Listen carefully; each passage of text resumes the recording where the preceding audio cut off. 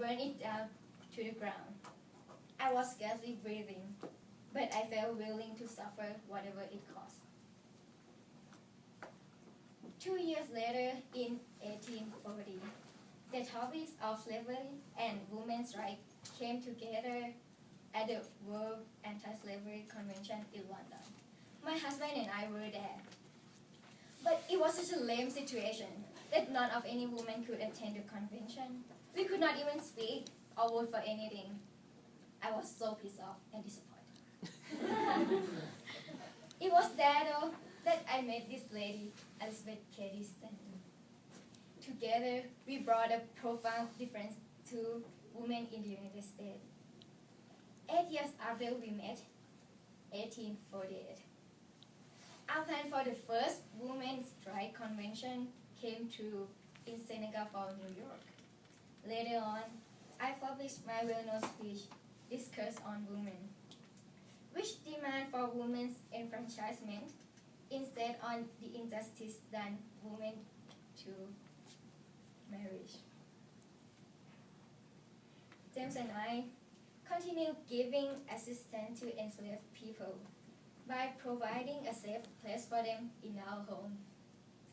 Many years later, in 1868, I served as the first president of the American Equal Rights Association. I further achieved my goals by establishing Swarthmore College, which men and women could attend. Although James passed away shortly before the college was finished, I know he would like me to keep on fighting for both women and African Americans.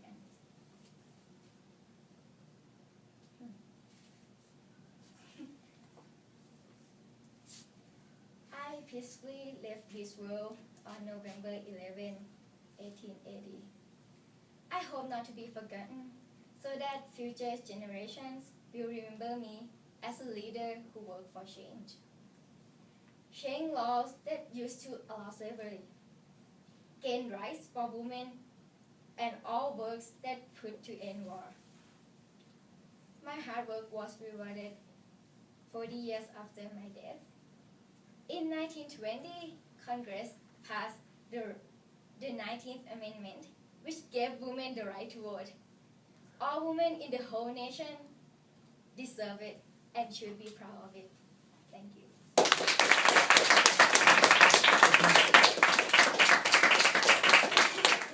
Questions for Mrs. Mott?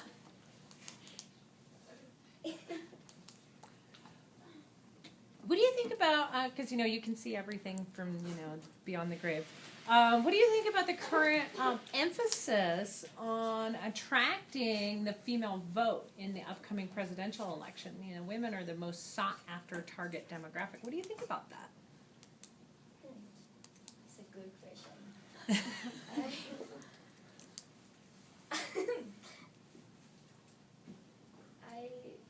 I think that women should be able to be a president. Oh, all right. Yeah.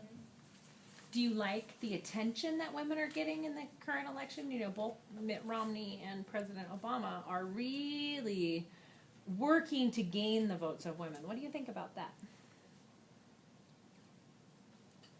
That's absolutely right. Yeah, that's what I try to do too. Other questions for Ms. Mott? Ms. Mott, can you tell us anything about the organizations that you helped form? Yes, of course. I actually started Senegal Fall Convention, that just so you know, and American Anti-Slavery Society also.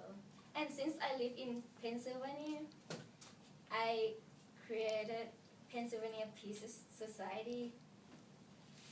And importantly, I signed the Declaration of Sentiment, which is the sentiment is a declaration that I pave for later suffragists to keep on working yeah, it finally succeeded in 1920s. What do you think about the Equal Rights Amendment? And are you disappointed in its lack of ratification? Or are you disappointed that it's never passed? It's never become law? Yeah, I was disappointed. But do you know that they put my name to the amendment? Lucretia Mott amendment. Yeah. So why do you think it is that, like, we remember Alice Paul, and we remember Katie Stanton, and we remember Susan B. Anthony, but we don't remember They you? still remember me. Why do you think that is? Why? I think it is because everything that I made it with like my friend and my partner, so they didn't think I'm like the first one that I'm like bring that idea out. Any other questions for Mrs. Mott?